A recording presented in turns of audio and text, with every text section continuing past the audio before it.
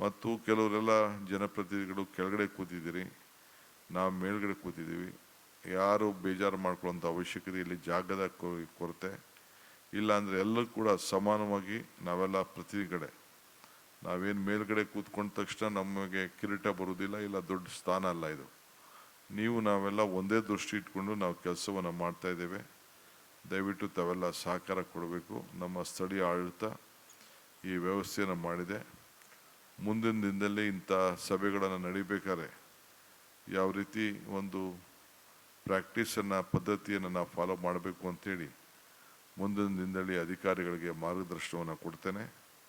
So ನಿಮ್ಮನ್ನೆಲ್ಲ ಬೆಂಗಳೂರು ಕರೆದು ಚರ್ಚೆ ಮಾಡೋದು ಸರಿ ಇಲ್ಲ ಅಂಥೇಳಿ ಈಗ ನಾವು ಅಸೆಂಬ್ಲಿ ಕರೆದು ಚರ್ಚೆ ಮಾಡ್ಬೋದಾಗಿತ್ತು. SIR ನಡೀತಾ ಇದೆ. SIR ನಡೀತಾ ಇರಬೇಕಾದ್ರೆ ಕೇಂದ್ರ ಚುನಾವಣಾ ಆಯೋಗದವರು ತೀರ್ಮಾನ ಮಾಡೋದ್ರಿಂದ ನಿಮಗೆಲ್ಲ ಗೊಂದಲ ಆಗೋದು ಬೇಡ. ನಿಮ್ಮ ಕ್ಷೇತ್ರಗಳನ್ನು ಬಿಟ್ಟು ಕೆಲಸ ಮಾಡೋದು ಸರಿ ಇಲ್ಲ. ನಿಮ್ಮ ಮತದಾನದ ಹಕ್ಕನ್ನು ನಿಮ್ಮ ಮತದಾರರಿಗೆ ಉಳಿಸ್ಬೇಕು. ಆ ಮತದಾನದ ಹಕ್ಕಿಂದ ಅವರ ಬದುಕನ್ನು ಉಳಿಸ್ಬೇಕು ಅನ್ನೋ ದೃಷ್ಟಿಯಿಂದ ಇವತ್ತು ನಾವು ಇದು ಭಾಳ ಜವಾಬ್ದಾರಿ. ಅದಕ್ಕೋಸ್ಕರ ಅಸೆಂಬ್ಲಿ ಕೂಡ ನಾನು ಆಗಸ್ಟ್ನಲ್ಲಿ ನಡೆಸಲಿಕ್ಕೆ ತೀರ್ಮಾನವನ್ನು ನಾನೀಗಾಗಲೇ ಮಾಡಿದ್ದೇನೆ. ಸೊ ಇದಾದ ಮೇಲೆ ನಾವು ಕೆಲಸವನ್ನು ನಾವು ತೆಗೆದುಕೊಳ್ತೇವೆ. ಆದ್ದರಿಂದ ತಾವು ಕೂಡ ಇಲ್ಲಿ ರಾಜಕಾರಣ ಮುಖ್ಯ ಅಲ್ಲ, ಆದರೆ ಮತದಾನದ ಹಕ್ಕನ್ನು ಪ್ರತಿಯೊಬ್ಬ ನಾಗರಿಕರು ಕೂಡ ಯಾರು ಕೂಡ ಕಳ್ಕೊಳ್ಳದೆ ರೀತಿಯಲ್ಲಿ ನಾವು ನೋಡಬೇಕು. ಸರ್ಕಾರ ಅದಕ್ಕೆ ಬದ್ಧತೆ ಇದೆ. ರಾಜಕೀಯವಾಗಿ ನಮಗೆ ಕೇಂದ್ರ ಸರ್ಕಾರ ಈ ರಾಜ್ಯಗಳಲ್ಲಿ ನಡೀತಾ ಇರೋಂಥ SIR ಬಗ್ಗೆ ನಮ್ಮದೇ ಆದಂಥ ಅನುಮಾನಗಳಿದ್ರೂ ಕೂಡ, ಆದರೂ ಕೂಡ ನಮ್ಮ ಪ್ರತಿಭಟನೆ ಕಾನೂನಿನ ಚೌಕಟ್ಟಿನಲ್ಲಿ ವ್ಯಕ್ತಪಡಿಸಿ ಈಗ ನಾವು ಸಂಪೂರ್ಣವಾಗಿ ಈ ದೇಶದ, ಈ ರಾಜ್ಯದಲ್ಲಿರುವಂಥ ಎಲ್ಲ ಮತದಾರರು ಕೂಡ ಅವರಿಗೆ ಮತದ ಹಕ್ಕನ್ನು ಕೊಡಿಸ್ಲಿಕ್ಕೆ ಏನು ಅವ್ರಿಗೆ ಕಾನೂನು ಚೌಕಟ್ಟಿನಲ್ಲಿ ಅವ್ರಿಗೇನೇನು ದಾಖಲೆಗಳು ಬೇಕು, ಕ್ಯಾಸ್ಟ್ ಸರ್ಟಿಫಿಕೇಟ್ ಇರ್ಬೋದು, ಇಲ್ಲ ರಿಜಿಸ್ಟ್ರೇಷನ್ ಸರ್ಟಿಫಿಕೇಟ್ ಇರ್ಬೋದು, ಇನ್ನು 10 ಸರ್ಟಿಫಿಕೇಟ್ಗಳು ಅವಶ್ಯಕತೆ ಇದೆ. ಅದನ್ನು ಕೂಡ ಕೊಡಿಸ್ಲಿಕ್ಕೆ ಈಗಾಗಲೇ ನಾನು ಆದೇಶವನ್ನು ಕೊಟ್ಟಿದ್ದೇನೆ. ಸೊ ಅದರಿಂದ ನಾವು ರಾಜಕಾರಣ ಮುಂದಕ್ಕಿಟ್ಕೊಂಡು ರಾಜಕಾರಣನೇ ಮುಖ್ಯ ಅಂತೇಳಿ ಈ ಕೆಲಸ ತೊಡಗಿಲ್ಲ. ಅಧಿಕಾರ ಬರ್ತದೆ, ಅಧಿಕಾರ ಹೋಗ್ತದೆ. ಆದರೆ ನಮ್ಮ ಡ್ಯೂಟಿ, ಅಧಿಕಾರ ಇದ್ದಂಥ ಸಂದರ್ಭದಲ್ಲಿ ಸರ್ವರಿಗೂ ಸಮಬಾಳು ಸಮಪಾಡು ಅಂಥೇಳಿ ಏನು ನಮ್ಮ ಹಿರಿಯರು ನಮಗೆ ಮಾರ್ಗದರ್ಶನವನ್ನು ಕೊಟ್ಟಿದ್ದಾರೆ, ಆ ನಿಟ್ಟಿನಲ್ಲಿ ಈಗಾಗಲೇ ನಾವು ಕೆಲಸವನ್ನು ಮಾಡಿದ್ದೇವೆ. ಯಾರಿಗೂ ಆತಂಕ ಬೇಡ. ಎಲ್ಲರೂ ಕೂಡ ಆಲ್ BLOಗಳು ಎಲ್ಲರೂ ಕೂಡ ಪ್ರತಿಯೊಬ್ಬರು ಕೂಡ ಅವ್ರವ್ರ ಮನೆಗೆ ಹೋಗಿ ಕೊಡಬೇಕು. ಕಾರ್ಯಕರ್ತರಿಗೆ ಒಂದು ಅವಕಾಶ ಇದೆ, BJPಗಿರ್ಬೋದು, ದಳದವ್ರಿಗಿರ್ಬೋದು, ಕಾಂಗ್ರೆಸ್ಸವ್ರಿಗಿರ್ಬೋದು ಒಂದು ಅವಕಾಶ ಇದೆ. ಆ ಫಾರಮನ್ನು ವಾಪಸ್ಸು BLO ಕೊಟ್ಟ ಮೇಲೆ ಕಲೆಕ್ಟ್ ಮಾಡಿಕೊಂಡು ಅವ್ರು ಬಂದು ಅವ್ರಿಗೆ ತಿಳುವಳಿಕೆ ಕೊಡುವಂಥ ಒಂದು ಅವಕಾಶ ಸಂವಿಧಾನದಲ್ಲೇ ಕಾನೂನು ಚೌಕಟ್ಟಿನಲ್ಲಿ ಕೊಟ್ಟಿದ್ದಾರೆ. ಆ ದೃಷ್ಟಿಯಿಂದ ಕೆಲವರಿಗೆ ಗೊಂದಲ ಕಾಣ್ತಾ ಇರ್ಬೋದು. ಯಾವ BLOಸ್ಗೆ ನಾನು ಈಗಾಗಲೇ ಮಾರ್ಗದರ್ಶನ ಕೊಟ್ಟಿದ್ದೇನೆ.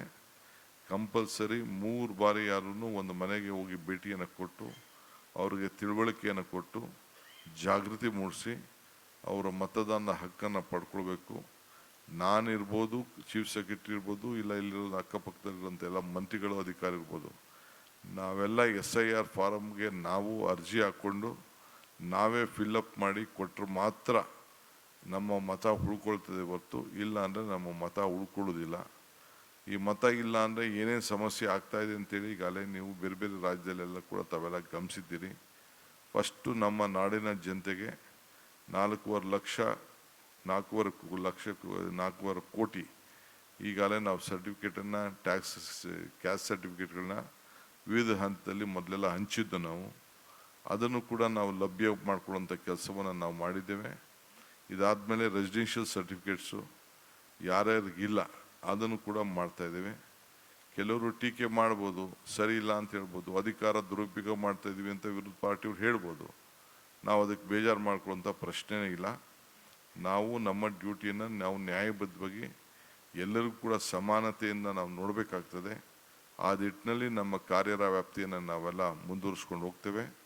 ಎಲ್ಲರಿಗೂ ಈ ವೇದಿಕೆ ಮುಖಾಂತರ ಎಲ್ಲ ಶಾಸಕರಿಗೆ, ಅಧಿಕಾರಿಗಳಿಗೆ ಹೇಳಲಿಕ್ಕೆ ಬಯಸ್ತೇನೆ, ಎಲ್ಲರೂ ಕೂಡ ನಿಮ್ಮ ಕೆಳಗಡೆ ಮಾಡೋಂಥ ಅಧಿಕಾರಿಗಳು ಯಾರು ಕೆಲಸ ಮಾಡ್ತಾರೆ, ಪರಿಶುದ್ಧವಾದಂಥ ಆಡಳಿತದ ವ್ಯವಸ್ಥೆಯಲ್ಲಿ ಎಲ್ಲರೂ ಕೂಡ ನ್ಯಾಯವನ್ನು ಕೊಟ್ಟು ಅವ್ರಿಗೆ ಏನು ಸಂವಿಧಾನದಲ್ಲಿ ಮತದ ಹಕ್ಕಿದೆ ಆ ಹಕ್ಕನ್ನು ಕಾಪಾಡೋ ರೀತಿಯಲ್ಲಿ ನಾವೆಲ್ಲ ಸೇರಿ ಕೆಲಸ ಮಾಡಬೇಕಾಗ್ತದೆ.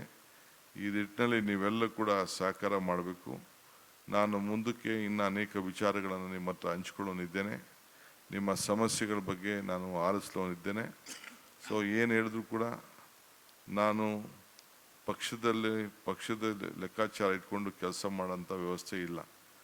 ಯಾರು ಜನಪ್ರತಿನಿಧಿಗಳು ಇಲ್ಲೆಲ್ಲ ಬಂದಿದ್ದಾರೆ ಎಲ್ಲರೂ ಕೂಡ ಸಮಾನತೆಯಿಂದ ನಾವು ಕೆಲಸ ಮಾಡಬೇಕು.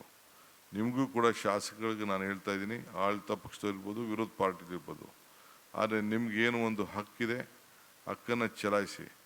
ಆದರೆ ಬೇರೆಯವರು ಯಾರು ಆ ಕ್ಷೇತ್ರದ ಪ್ರತಿನಿಧಿಸಿದ್ರೆ ಪಾರ್ಲಿಮೆಂಟ್ ಮೆಂಬರ್ಸ್ ಇರ್ಬೋದು, MLC ಇರ್ಬೋದು, ಇಲ್ಲಾಂದರೆ ಯಾವ್ದಾದ್ರು ಒಂದು ಹೋಬಳಿ ಇರ್ಬೋದು, ಆ ಏರಿಯಾ ಇರ್ಬೋದು, ಎಲ್ಲರೂ ಕೂಡ ನಮ್ಮ ಪ್ರೋಟೋಕಾಲ್ನ ಮೇಂಟೈನ್ ಮಾಡಿ ಎಲ್ಲರೂ ಕೂಡ ಗೌರವದಿಂದ ಕಂಡು ಆಹ್ವಾನಿಸಿ ಅವರು ಕೂಡ ಜನರ ಪ್ರತಿಗಳು ಆ ಭಾಗದಲ್ಲಿ ಅವರ ಏನು ಒಂದು ಹಿಡಿತವನ್ನು ನಾವು ತಪ್ಪಿಸ್ಕೊಳ್ಳೋಕ್ಕೆ ಅವಕಾಶ ಕೊಡದೆ ಅವರೆಲ್ಲರೂ ಕೂಡ ಸಮಾನತೆಯಿಂದ ನೋಡಬೇಕಾದಂಥ ವಿಚಾರ, ಅದನ್ನು ನೋಡಬೇಕು ಅಂತೇಳಿ ವಿಶೇಷವಾಗಿ ನೀವು ಅಧಿಕಾರಿಗಳು ರಾಜಕಾರಣ ತಪ್ಪು ಮಾಡಿದ್ರು ಕೂಡ ರಾಜಕಾರಣಿಗಳಿಗೆ ತಂದೆ ಆದಂಥ ಅಭಿಪ್ರಾಯ ಇದ್ದು ಕೂಡ ನೀವು ನಮ್ಮ ಪ್ರೋಟೋಕಾಲ್ನ ಯಾವ ಕಾರಣಕ್ಕೂ ವೈಲೇಟ್ ಮಾಡಬಾರ್ದು.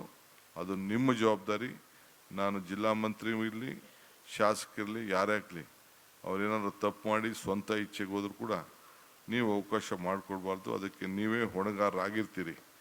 ಸೊ ಪ್ರೋಟೋಕಾಲ್ ಭಾಳ ಗೌರವದಿಂದ ಆ ಪದ್ಧತಿ ಏನಿದೆ ಅದನ್ನು ನೀವೆಲ್ಲ ಸೇರಿ ಕಾಪಾಡಬೇಕು ಅಂತೇಳಿ ತಮ್ಮೆಲ್ಲರೂ ಕೂಡ ನಾನು ಮನವಿ ಮಾಡ್ತೇನೆ. ಇನ್ನು ಮಿಕ್ಕಿದ ವಿಚಾರ ನಾನು ಬೇರೆ ಸಂದರ್ಭದಲ್ಲಿ ತಿಳಿಸ್ತೇನೆ. ನಾನು ಅಧಿಕಾರ ತೆಗೆದುಕೊಂಡ ಮೇಲೆ ತೆಗೆದುಕೊಂಡಂಥ ಹೊಸ ನಿರ್ಧಾರಗಳ ಬಗ್ಗೆ ನಿಮ್ಮ ಹತ್ರ ತಿಳಿಸ್ತೇನೆ. ಹಿಂದೆ ಸಿದ್ದರಾಮಯ್ಯನವ್ರ ಕಾಲದಲ್ಲಿ ಏನೇನು ತೀರ್ಮಾನಗಳನ್ನು ನಾವು ಮಾಡಿದ್ದೋ ಅವೆಲ್ಲ ಕೂಡ ಖಂಡಿತ ಮುಂದುವರಿತದೆ. ನಮ್ಮದು ಕಂಟಿನ್ಯೂಡ್ ಗೌರ್ಮೆಂಟು, ಇದು ಒಂದು ಪಕ್ಷದ ಆಡಳಿತ ಮಾಡ್ತಾ ಇರೋದು, ಒಟ್ಟು ಕೆಲಸ ಮಾಡ್ಕೊಂಡು ಹೋಗಿದ್ದೇವೆ. ಮುಂದಕ್ಕೂ ಕೂಡ ಅದೇ ದೃಷ್ಟಿಯಲ್ಲಿ ನಾವು ಕೆಲಸ ಮಾಡ್ಕೊಂಡು ಹೋಗ್ತೇವೆ. ತಾವೆಲ್ಲ ಇಷ್ಟು ದೊಡ್ಡ ಸಂಖ್ಯೆಯಲ್ಲಿ ನನ್ನ ಅಧಿಕಾರಿ ಮಿತ್ರರು ಮತ್ತು ಎಲ್ಲ ಜನಪ್ರತಿನಿಧಿಗಳು, ವಿಶೇಷವಾಗಿ ಎಲ್ಲ ಲೋಕಸಭಾ ಸದಸ್ಯರು, ರಾಜ್ಯಸಭಾ ಸದಸ್ಯರು, ವಿಧಾನಸಭೆ, ವಿಧಾನ ಪರಿಷತ್ತಿನ ಸದಸ್ಯರು ಮತ್ತೊಮ್ಮೆ ತಾವೆಲ್ಲ ಬಂದು ಈ ಕಾರ್ಯಕ್ರಮದಲ್ಲಿ ಪಾಲ್ಗೊಂಡದಕ್ಕೆ ನಿಮ್ಮ ಸಲಹೆಗಳನ್ನು ವೀಕ್ಷಣೆ ಮಾಡ್ತೀನಿ. ಪರಿಶೀಲನೆ ಮಾಡೋಣ. ಒಬ್ಬೊಬ್ಬರು ಮಾತಾಡಿರೋರೇ ಯಾರು ಮಾತಾಡೋಕ್ಕೆ ಹೋಗ್ಬಿಡಿ. ಈಗ ವಾಸ್ತವಾಂಶ ಏನಿದೆ ಅನ್ನೋದನ್ನು ಈಗಾಗಲೇ ನಮ್ಮ ಪರಮೇಶ್ವರ್ ಅವರು ನಿಮಗೆ ತಿಳಿಸಿದ್ದಾರೆ. ರೆವಿನ್ಯೂ ಸೆಕ್ರೆಟರಿ ತಾವಿದ್ದರೆ ಇಲ್ಲಿ ಬಂದು ಒಂದೆರಡು ನಿಮಿಷ ಬಂದು ಏನು ವಿಚಾರ ಇದೆ ಅಂತೇಳಿ ತಮಗಿರುವಂಥ ಮಾಹಿತಿಯನ್ನು ಈ ಮಳೆ ವಿಚಾರದಲ್ಲಿ ಮತ್ತು ಬಿತ್ತನೆಗೆ ನಾವೇನು ಸಿದ್ಧತೆಯನ್ನು ಮಾಡ್ಕೊಂಡಿದ್ದೀವಿ ಅಂಥೇಳಿ ನೀವು ಬಂದು ಇಲ್ಲಿ ಬಂದು ವೇದಿಕೆ ಮೇಲೆ ಸ್ವಲ್ಪ ತಿಳಿಸ್ಬಿಟ್ಟು ಯಾರು ಅಧಿಕಾರಿ ಇದ್ದಾರೆ ಇದಕ್ಕೆ ಸಂಬಂಧಪಟ್ಟವರು ವಿಪತ್ತಾಯ್ತು, ಓಕೆ ಫೈನ್, ಬಂದು ನೀವು ತಿಳಿಸಿ. ಆಮೇಲೆ ಮುಂದಕ್ಕೆ ಕೆಲವು ವಿಚಾರಗಳನ್ನು ನಾನು ನಿಮ್ಮ ಗಮನವನ್ನು ಸೆಳೆಯುವಂಥ ಕೆಲಸ ಮಾಡ್ತೇನೆ. ಸೊ ಈಗ ನಮ್ಮ ಮನೋಜ್ ಕುಮಾರ್ ಮೀನಾ, ಸೊ ಅವರು ಏನು ವಿಚಾರ ಇದೆ ಅನ್ನೋದನ್ನು ದಯವಿಟ್ಟು ವಾಸ್ತವಾಂಶನ ತಿಳಿಸ್ಬೇಕು ಅಂತೇಳಿ ನಾನು ತಮಗೆ ಸೂಚಿಸ್ತಾ ಇದ್ದೀನಿ. ಧನ್ಯವಾದಗಳು ಸರ್.